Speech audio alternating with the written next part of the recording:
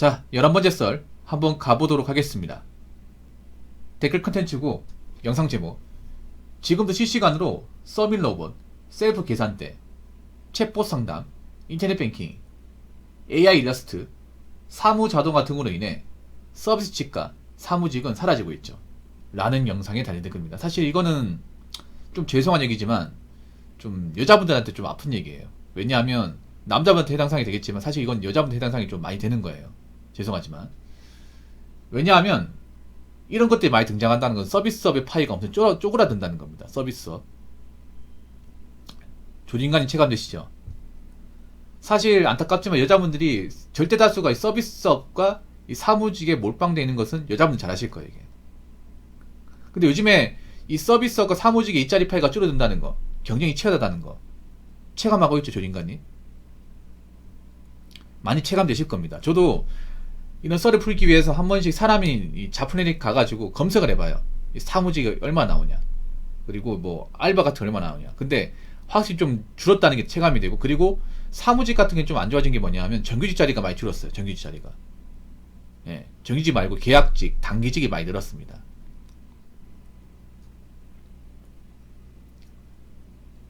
앞으로 이런 게 더 가속화되겠죠. 왜냐하면 이제 인건비가 오르다 보니까 인건비에 부담을 느끼는 자영업자 사장님들께서 이제 사람 쓰는 것보다 저런 기계 쓰는 게 더 장기적 봤을 때 싸다, 그렇게 생각해서 바꾸는 분들이 좀 늘 거예요. 이게 서비 로봇은 보통 큰 식당 가면 있습니다. 큰 이제 고깃집 같은 데 가보면 한 100평 되는 고깃집, 무한리필집 가면 있어요. 이게. 예. 참 신기한 게 금방 와요. 그 서밋 로봇으로 오면 금방 옵니다. 이 서밋 로봇의 가격이 실제로 사면 4, 5천만 하고 비싼 건 1억까지 합니다. 비싸죠, 여러분.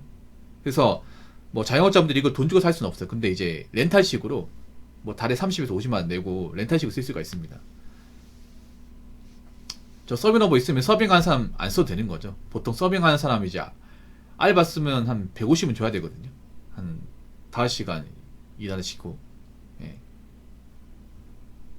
그리고 셀프 계산대. 원래 계산원도 뽑았었단 말이야. 근데 요즘에 보면 키오스크로 계산하는 거 많이 있죠. 키오스크. 예. 햄버거나 아이스크림 가게, 무인 가게 보면 다 키오스크입니다.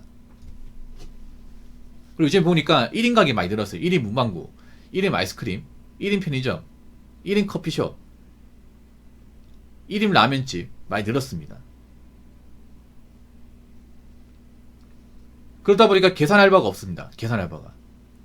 그래서 앞으로 계산원은 엄청나게 파이가 줄 거예요. 여러분 이마트 같은 데 가더라도, 이마트 가보시면 아시겠지만 이제 계산원 직원이 해주는 것도 있지만 옆에 보면 셀프 계산대가 있습니다. 셀프 계산대. 이런 이제 계산 프로그램도 점점 발달하면 사람 직접 뽑아서 쓰는 일이 많이 줄겠죠. 챗봇 상담 같은 경우에도 요즘에 많이 하죠. 챗GPT로 있잖아요. 물어보면 대답하잖아요. 예. 간단한 것들은 금방 대답이 나와요. 물론 이제 복잡한 것들은 사람이 직접 이제 응답을 하지만 요즘 보면 뭐 통신사 같은 경우에도 AI 음성 상담 있죠, 여러분. 그걸로 하면 웬만한 거 다 해결됩니다. 웬만한 거. 그리고 인터넷 뱅킹 같은 거 많이 하고 뭐 어플 같은 거 많이 쓰다 보니까 은행도 보면 요즘에 지점을 많이 줄이고 있죠. 예, 지점을 많이 줄이고 있습니다. 지점 많이 줄이게 되면 그만큼 이제 은행어도 채용을 적게 한다거나 기존에 있던 직원들 내보내겠죠. 예. 은행 창구 가보면 어떻게 느껴지냐 하면 직원 수가 많지 않다는 거. 예. 옛날 같으면 예적금 창구가 한 4개, 5개 있었거든요. 은행이 넓었어요. 은행이 컸습니다. 근데 지금은 은행 사이즈도 많이 줄어들었고 은행 예적금 창구도 줄었습니다. 예적금 창구가 줄었다는 것은 거기에 대한 직원들이 줄어들었다는 얘기죠. 예전에 예적금 업무를 한 4명에서 봤다고 치면 지금 1명이 봅니다. 1명이 봐요. 앞으로도 많이 줄겠죠. 솔직히 말해서 뭐 여러분들 웬만하면 인터넷 뱅킹 같은 걸로, 아니 스마트 어플 같은 걸로 다 가능하니까 뭐 통장 만기된 거 아니면 사실 갈 일이 없습니다. 솔직한 말로. 그리고 전에 말씀드린 AI 일러스트. 네. 일러스트는 왜 문제냐 하면 제가 AI 일러스트를 많이 쓰거든요. 썬데이 만들 때 쓰는데 좋아요. 좋아. 생각보다 일러스트 분야 여자분들이 좀 많이 계세요. 보통 미대 나오신 분들, 시각대학 나온 분들이 졸업하고 일러스트 분야를 많이 가십니다. 네. 근데 이런 일러스트 쪽에 AI가 다 등장하면서 앞으로 그분들이 얼마나 이제 그 일을 할 수 있을지 좀 봐야 돼요. 이게 유명하신 분은 괜찮은데 유명하지 않은 분들, 어정쩡한 분들은 사실 제가 봤을 때는 AI 일러스트 프로그램에 좀 밀릴 가능성도 있습니다. AI 일러스트 프로그램의 장점 뭐냐면 일단 돈이 적게 든다. 돈이 안 된다는 거. 무료 프로그램도 있고 뭐 유료 쓴다고 하더라도 사람을 돈 주고 쓰는 것보다 더 싸게 쓸 수 있다는 거. 두 번째는 뭐냐면 시간이 빠르다는 거. AI는 제가 이거 끝나고 한번 보여드릴게요. AI는 직접 입력하고 이미지까지 나오는데 시간이 한 20초면 끝납니다. 20초. 만약 사람이 직접 그리면 몇 시간 걸리겠죠. 세 번째, 프로그램 그리다 보니까 더 정교해요. 사람이 이제 흉내내지 못하는 것도 있어. 물론 단점이 있어요. 너무 인위적인 거. 어떤 모션이나 자세가 한정적인 그런 단점이 있지만 뭐 점점 발달하면 그런 것도 좀 없어지겠죠. 거기다 요즘에 경기도 안 좋다 보니까 앞으로 제가 봤을 때 서비스직 사무직은 점점 파이가 줄 거예요. 그래서 여자분들도 있잖아요.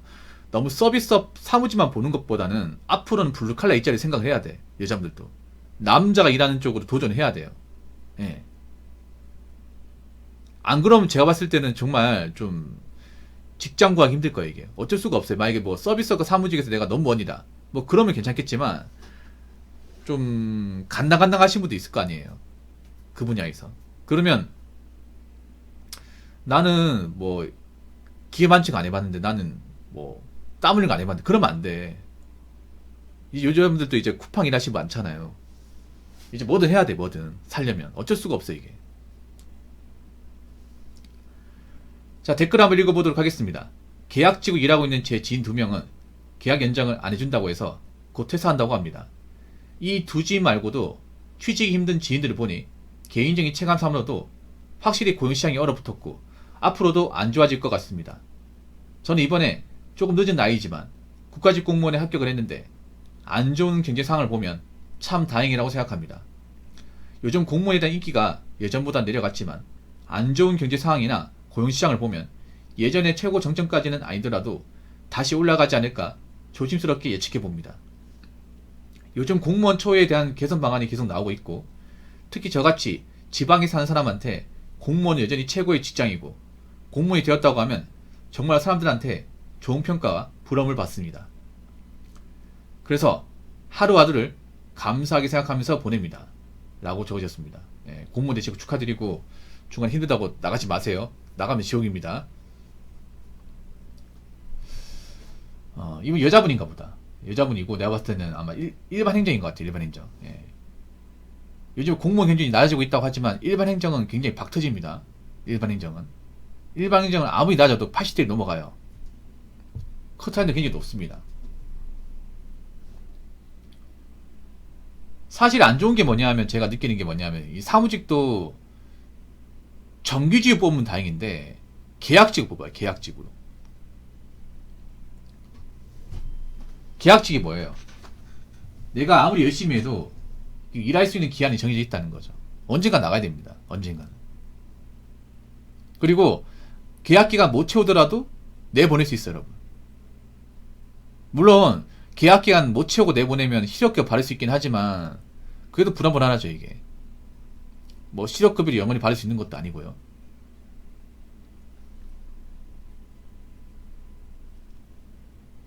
확실히 예전보다 계약직 채용이 많이 늘었다는 거 체감하실 겁니다. 근데 이것도 어쩔 수가 없어요. 고용주들이 왜 계약직 채용을 하냐면 사실 사무직 일이 그렇게 무조건적으로 일이 많지 않습니다. 일이 많지 않아요. 고용주들이 여유가 있으면 그냥 뭐 정규 채용하겠죠. 근데 고용주들이 지금 정규 채용하기 굉장히 부담스러워요. 그냥 그런 거에 뭐냐 하면 바쁠 때는 채용해서 좀 쓰다가 바쁘지 않으면 그냥 내보내고 급할 때만 쓰는 거죠. 급할 때만. 고용주들 요즘에 인건비에 예민합니다. 인건비에. 그래서 요즘에는 뭐 밥 같은 것도 그냥 나가서 사 먹으라고 하고 회사의 비품 같은 것도 많이 줄이고 있고 그렇지 않습니까? 특히나 중소기업 단위분들은 공감하실 거예요. 중소기업 단위분들은 뭐 회사에 커서 뭐 커피 마시는 것도 몇 잔을 제한하고 아니면 뭐 이면지 사용 쓰라고 하고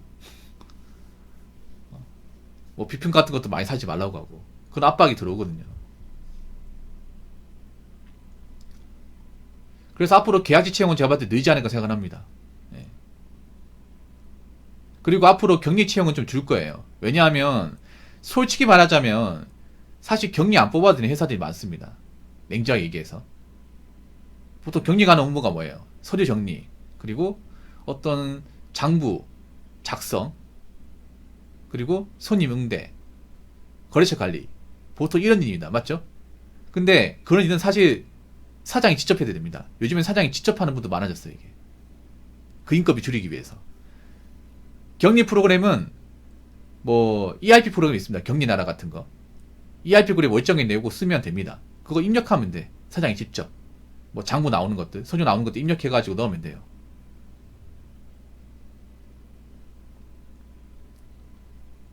그리고 서정리 같은 것도 자기가 그냥 그때그때 하면 돼. 그래서 요즘엔 사장이 직접 하는 경우도 많습니다, 이게. 그래서 앞으로는 격리 채용이 좀 많이 줄 것 같아요, 이게. 그래서 제가 봤을 땐 그래요. 뭐 격리 회계 이쪽만 바라보고 일자리 구하시면 안 돼, 이제. 만약에 못 들어가면 다른 일자리 생각해야 돼요, 이게. 제 생각은 그래요. 앞으로 사무직과 서비스업 파이가 많이 쪼그라들 겁니다. 아주 많이 쪼그라들 거예요. 그럼 저쪽에 이제 들어가려고 하는 사람들 경쟁도 좀 치열해질 겁니다. 그럼 저기서 이제 뭐 붙지 못하는 사람도 다른 거 해야 될 거 아니에요. 그렇기 때문에 앞으로 일자리란 범위를 많이 좀 넓히시길 바랄게요. 아시겠죠?